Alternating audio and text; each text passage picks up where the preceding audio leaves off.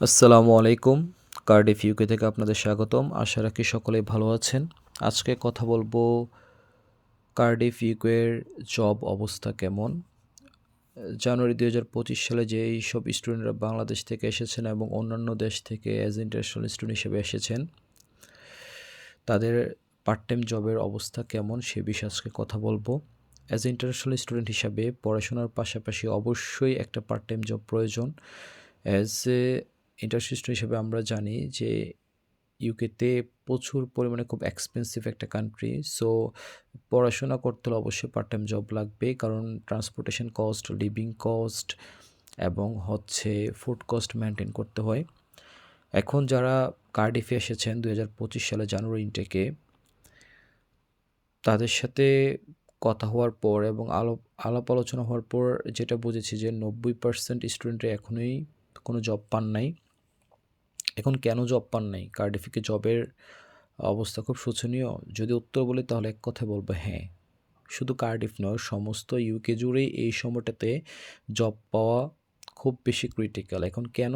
কারণ Christmas already শেষ হয়ে গিয়েছেন এবং সামনেই সামার আসতেছেন। ঠিক এই সময়টাতে তেমন একটা জব ভ্যাকেন্সি অন থাকে না। অর্থাৎ যারা রেস্টুরেন্ট, হোটেল এবং বড় বড় যে সুপার শপগুলো আছে, তারা এই সময়টাতে জব ভ্যাকেন্সি অন করেন না।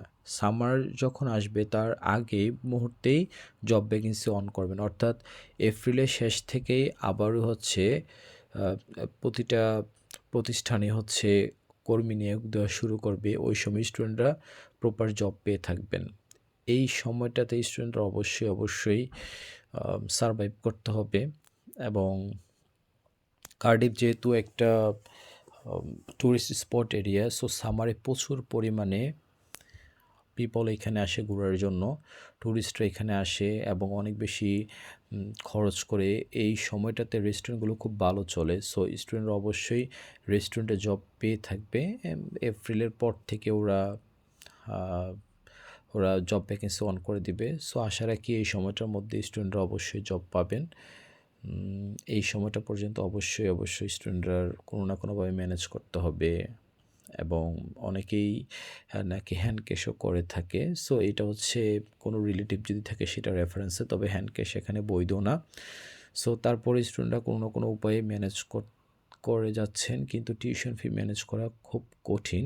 সো এইসব জবগুলো করে আশা করি একটু প্রাথমিক ধারণা আপনাদেরকে দিতে পেরেছি। আমার জন্য সকলেই দোয়া করবেন। আসসালামু আলাইকুম ওয়া রাহমাতুল্লাহি ওয়া বারাকাতুহু।